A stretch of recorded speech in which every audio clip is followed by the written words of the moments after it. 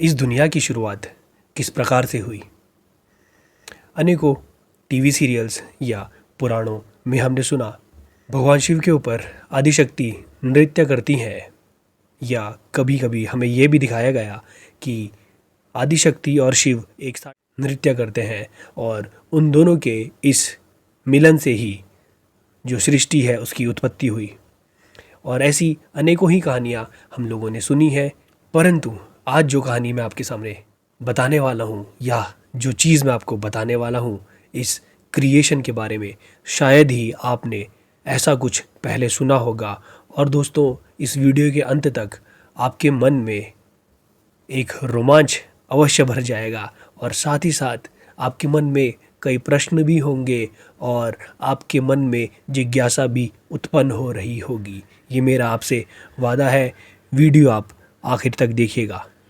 इस वीडियो में मैं आप लोगों के साथ किस प्रकार से इस सृष्टि का निर्माण हुआ था और किस प्रकार से इसका विध्वंस होगा, योग के अनुसार क्या योग कहता है इसके बारे में, वो मैं आपके सामने रखने वाला हूँ। और योग, कर्म, प्रारब्ध, कर्म, सारी चीज़ें मैं इसमें बताने वाला हूँ। इस वीडियो को आप लास्ट तक देखिएगा। किस प्रकार से एक योगी अपने आप को तैयार करता है, यह सुनिश्चित कर लेता है, यह देख लेता है कि कितनी बार इस सृष्टि की संरचना हुई है और आने वाले समय में कितनी बार और संरचना होगी और वो किस प्रकार से अपनी मुक्ति को पाता है।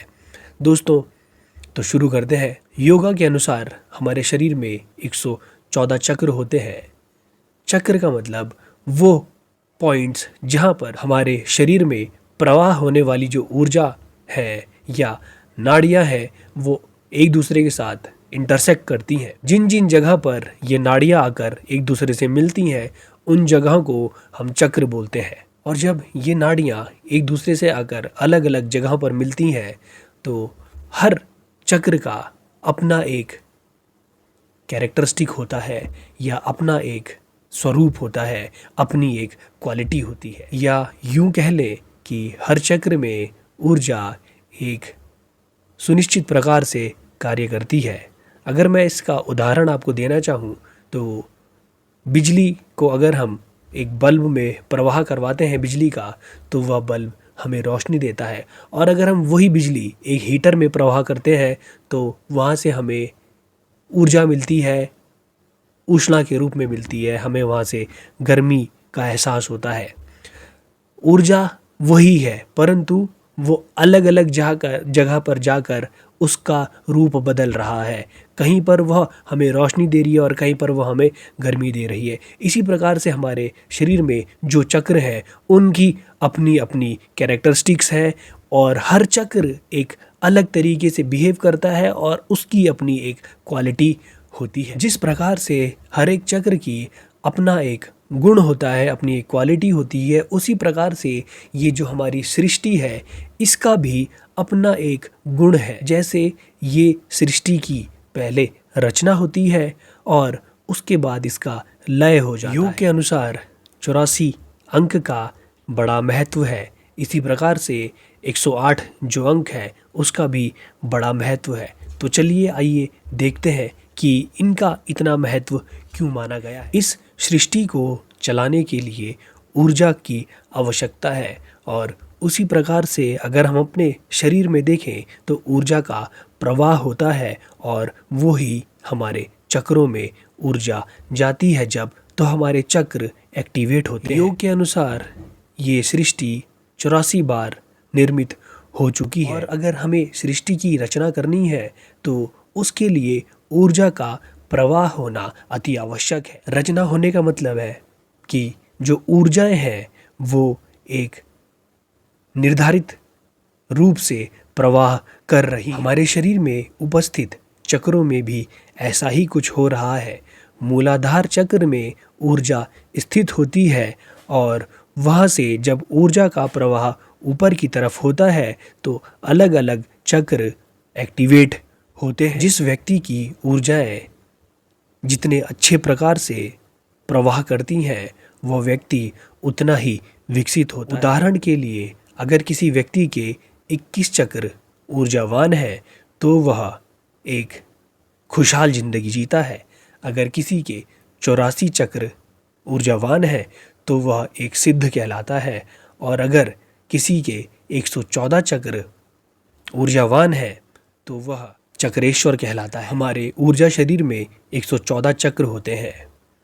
114 चक्र में से 2 चक्र शरीर के बाहर होते हैं और 112 चक्र शरीर के अंदर होते हैं। इसका मतलब कि जो हमारे भौतिक शरीर के अंदर 112 चक्र है वो भौतिक चक्र ही माने जाते हैं, और जो हमारे शरीर के बाहर 2 चक्र हैं वो भौतिकता उनको बांध नहीं सकती, वो भौतिकता से परे होते हैं। योग के अनुसार जितने चक्र हमारे शरीर में हैं उतनी ही बार इस सृष्टि की संरचना होगी। महायोगियों या आत्मज्ञानियों ने यह बताया है कि अब तक 84 बार इस सृष्टि की संरचना हो चुकी है, और इसीलिए अगर आप योग में आसनों की बात करेंगे तो वह भी 84 ही है।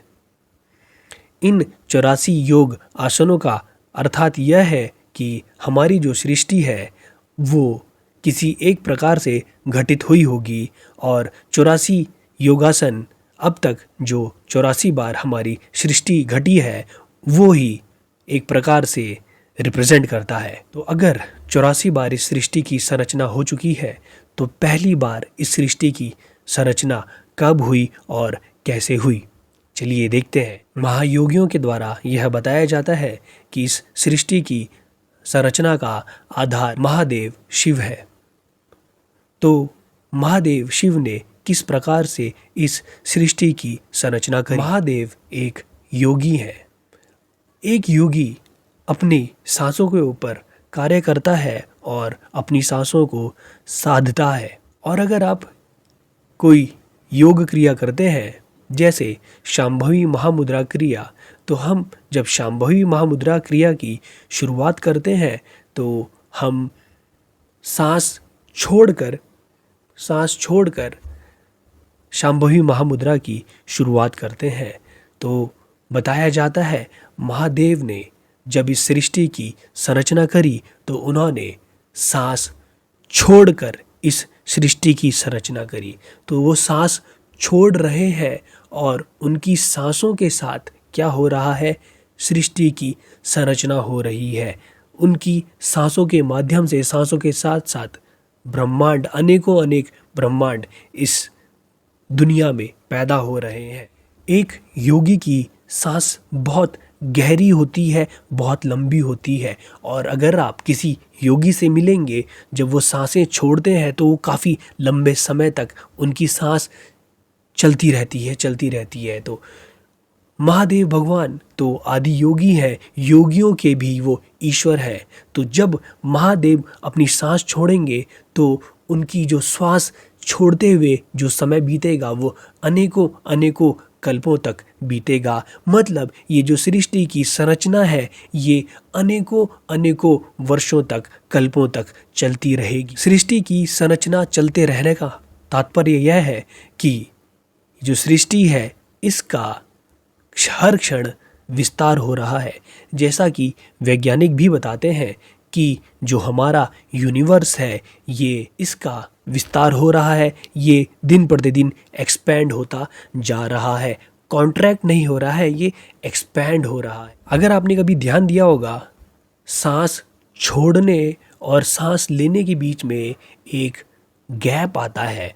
इस गैप को ही हम शून्यता बोलते हैं। सांस छोड़ोगे और ऑब्जर्व करना कि सांस छोड़ने और सांस लेने के बीच में एक थोड़े समय के लिए आप रुकते हैं, इसे ही शून्यता कहा गया है। उदाहरण के तौर पे अगर आपने कभी आसमान में कोई बॉल को फेंका होगा तो वो गेंद पहले आसमान में जाती है और तेज रफ्तार से जाती है, और ऊपर जाते जाते उसका रफ्तार धीरे होता है, और एक समय पे आने के बाद वो गेंद रुक जाती है, और थोड़ा रुकने के बाद उसके बाद वो नीचे आती है। मतलब पहले हमारी सांस से अगर मैं इसका एग्जांपल लूँ तो सांस पहले हम छोड़ेंगे, फिर वो रुकेगी, उसके बाद हम सांस दोबारा से लेंगे। इसी प्रकार से महादेव जब सृष्टि की संरचना कर रहे हैं तो उस समय पर वो सांस छोड़ रहे हैं, और उसके बाद जब वो सांस वापस लेंगे तो क्या होगा, जो सृष्टि की संरचना हुई है उसको वो वापस अपने अंदर खींच लेंगे। सृष्टि का जो विस्तार हुआ था अब उसका वो विध्वंस कर देंगे। तो इसी प्रकार से एक सृष्टि का संरचना होती है और उसका विध्वंस हो जाता है। विध्वंस होने का तात्पर्य यह है कि जो भी सृष्टि की संरचना की गई थी वो वापस जाकर महादेव में समाहित हो गई। मैं अब आपको बताना चाहूँगा कि इस सृष्टि की संरचना के लिए ऊर्जाओं की आवश्यकता होती है। जिस प्रकार से हमारे शरीर के अंदर चक्रों में ऊर्जा का प्रवाह होता है और हर चक्र की अपना एक गुण होता है या अपना एक प्रभाव होता है, उसी प्रकार से इस सृष्टि की जब संरचना होती है तो उसके अंदर भी ऊर्जा का प्रवाह होता है, और जितनी बार सृष्टि की संरचना होगी तो उतनी ही बार सृष्टि का एक नया गुण हमारे सामने आएगा। जब महादेव ने एक बार सृष्टि की संरचना करी और उसका विध्वंस किया, जब वो विध्वंस करेंगे तो आप ऐसा समझिए कि विध्वंस होने के बाद जो उसके अवशेष रह जाएंगे वो भी महादेव के पास है, और जब वो नई सृष्टि की संरचना करेंगे तो जो अवशेष है इन्हीं को आधार मानकर नई सृष्टि की रचना होगी। महादेव को स्वयंभू का दर्जा भी दिया जाता है। ऐसा क्यों? अगर देखें कहानी के अनुसार महादेव ने जब सृष्टि की संरचना करी तो उस समय पर उन्होंने सांस छोड़ी थी। सांस छोड़ने पर सृष्टि की संरचना हो रही है। अगर हम सांस लेते हैं तो हम उस सांस को अपने अंदर धारण कर रहे हैं, परंतु आप पहली जब सृष्टि की संरचना की बात कर रहे हैं तो पहली जो संरचना हो रही है वो सांस छोड़ने से हो रही है। और महादेव की अगर हम बात करें तो उनको किसी ने, अगर हम इस कहानी को कंपेयर करें तो अगर हमें किसी को पैदा करना है तो उसे गर्भ में धारण अवश्य होना पड़ेगा, लेकिन महादेव जब सृष्टि की संरचना कर रहे हैं तो उस समय पर कोई भी उनको अपने गर्भ में धारण करे हुए नहीं है। या फिर हम सृष्टि की संरचना की भी अगर बात करें तो वो पहली जो संरचना हो रही है वो सांस छोड़कर हो रही है, इसीलिए महादेव को स्वयंभू भी कहा जाता है। इसी प्रकार से महादेव के सांस छोड़ने और सांस लेने पर सृष्टि की संरचना और विध्वंस हो रहा है, और यह प्रक्रिया अब तक 84 बार हो चुकी है। जिस सृष्टि में हम रह रहे हैं 84वीं बार उसकी संरचना हो चुकी है। और अगर हम वैज्ञानिकों की बात करें तो वैज्ञानिक बताते हैं कि एक बिग बैंग हुआ था, और उस बिग बैंग के माध्यम से ही या उस बिग बैंग की वजह से ही इस सृष्टि की संरचना हुई। और अब वैज्ञानिक ऐसा बता रहे हैं कि वो बिग बैंग नहीं हुआ था, वो छोटे छोटे विध्वंसों को मिलाकर एक बहुत बड़ा विध्वंस हमें देखने को मिलता है। तो ये जो चीज़ है ये हमें यह बता रही है कि जो सृष्टि की संरचना है वो एक स्टेप में नहीं हुई है, वो धीरे धीरे हो रही है और उसका विस्तार धीरे धीरे हो रहा है। बिग बैंग थ्योरी की अगर हम बात कर रहे हैं तो बिग बैंग वाले अब ये कह रहे हैं कि वो बिग बैंग नहीं हुआ था, वो रोर हुआ था। और धीरे धीरे, रोरिंग का मतलब है कि रुद्र क्या करता है, रुद्र में एक आवाज़ होती है रोर करने की। जिस प्रकार से सिंह दहाड़ता है धीरे धीरे, उसी प्रकार से रुद्र भी जो है उसकी आवाज़ धीरे धीरे फैलती है। और ये जो सृष्टि है इसकी भी जो संरचना हो रही है वो धीरे धीरे ही हो रही है, और ये अनेकों कल्पों तक चलती रहेगी। और उसके बाद जब इसकी संरचना पूर्ण हो जाएगी इसका विध्वंस होना निश्चित है। जिस प्रकार से मैंने बताया आपको कि अगर सृष्टि की संरचना होनी है तो उसके लिए कुछ अवशेष होना अति आवश्यक है। या यूं माने, अगर हमें सृष्टि की संरचना कर रही है उसके लिए हमारे पास कुछ नक्शा होना चाहिए। मान लीजिए आपको एक घर बनाना है तो उस घर बनाने के लिए आपके पास उसका नक्शा होना आवश्यक है। या फिर हम इसे एक और तरीके से देख सकते हैं कि हमारे पास जिस चीज़ का हमें निर्माण करना है उसके हमारे पास कुछ याददाश्त होनी चाहिए, कुछ मेमोरी होनी चाहिए। अगर मैं आपको इसका उदाहरण देने की कोशिश करूं तो हमारे शरीर को अगर हमें जीवित रखना है तो हमारे शरीर के अंदर जो सेल्स हैं उनका काम क्या है कि वह एक पर्टिकुलर तरीके से चलते रहें। अगर हमारे शरीर में कभी हमारा शरीर कहीं पे कट जाता है तो हमारा जो खून है वो स्वतः ही कुछ समय के बाद रुक जाता है, क्योंकि हमारे शरीर के अंदर जो सेल्स हैं उन्हें पता है कि हमें किस प्रकार से इस शरीर को बचाना है। तो हमारे शरीर के अंदर एक नक्शा पहले से ही मौजूद है, एक मेमोरी पहले से ही मौजूद है, जिसकी वजह से हमारा शरीर एक मनुष्य के रूप में ही पनपा है। अगर हम केला खाते हैं या हम सेब खाते हैं या हम रोटी खाते हैं तो हमारा शरीर एक इंसान का बनता है। अगर एक जानवर वही खाना खाए जो हम खा रहे हैं तो वो जानवर बनेगा, लेकिन हम लोग इंसान बनते हैं क्योंकि हमारे पास इस शरीर को बनाने का नक्शा पहले से ही मौजूद है। और यह नक्शा या यह मेमोरी या फिर यह याददाश्त जो हमारे अंदर मौजूद है, इसे ही हम लोग हमारा कर्म भी बोलते हैं। और अगर हमें इस दुनिया का, सृष्टि का निर्माण करना है तो इस सृष्टि के निर्माण करने के लिए हमारे पास कुछ याददाश्त होनी चाहिए या फिर कुछ कर्म होना चाहिए जो इस सृष्टि के निर्माण का आधार होगा। इस सृष्टि की संरचना केवल और केवल कर्म के कारण ही होती है। अगर आपको इस दुनिया में पैदा होना है तो पैदा होने के लिए आपके पास प्रारब्ध कर्म का होना अति आवश्यक है। और अगर हम एक योगी की बात करें तो योगी यह चाहता है कि वह अपने कर्मों से मुक्ति पाए। जीवन और मरण के चक्र को तोड़कर निकलना ही मुक्ति कहलाता है। और जीवन और मरण किसका होता है? इस भौतिक शरीर का। एक योगी हमेशा यह चाहता है कि वह इस भौतिक संसार में दोबारा ना आए। वो एक ऐसी जगह पहुंचना चाहता है जहां पर उसको भौतिकता बांध ना सके, इसलिए वह अपने कर्म बंधनों को काटने की प्रत्येक दिन कोशिश करता रहता है और कार्यरत रहता है। एक योगी यह जानता है कि वह इस भौतिक दुनिया में है, परंतु उस योगी को इस बात का भान है कि इस सृष्टि की जो संरचना हुई है वो भौतिकता से दूर, जो चीज़ भौतिकता में बंध नहीं सकती, जो चीज़ भौतिकता के दायरे से बाहर है, उसी चीज़ से ही भौतिकता उत्पन्न हुई है। तो एक योगी उस भौतिकता से मुक्त जगह को प्राप्त करना चाहता है, भौतिकता से मुक्त अवस्था को प्राप्त करना चाहता है। वह इसे ही मुक्ति कहता है, क्योंकि उसे पता है जब वो उस जगह पहुंच जाएगा तो उसका पुनर्जन्म नहीं होगा। भौतिकता का अर्थ है समय और स्पेस या काल। काल के अंदर दो चीज़ आती है, टाइम और स्पेस। तो एक योगी यह जानता है कि मुझे इस काल से ही मुक्ति चाहिए, और इस काल से मुक्ति जो दिला सकता है या जो इस काल से मुक्त बैठा है उसे ही महाकाल भी कहा जाता है। इस सृष्टि में जो ऊर्जाएं प्रवाहित हो रही हैं वो ऊर्जाएं भौतिकता में बंधी हुई हैं, परंतु वो ऊर्जाएं एक ऐसी दिशा में जा रही है जहां पर वो एक समय के बाद इस भौतिकता से मुक्त होने वाली है। इसे कुछ ऐसा समझें कि एक योगी चाहता है कि उसके मूलाधार में स्थित कुंडलिनी जो शक्ति है वह सहस्रार चक्र तक पहुंच सके। सहस्रार चक्र इस शरीर से बाहर होता है, या यूं कहें कि वो भौतिकता में बंधा हुआ नहीं होता है, वह इस शरीर से परे की चीज होती है। और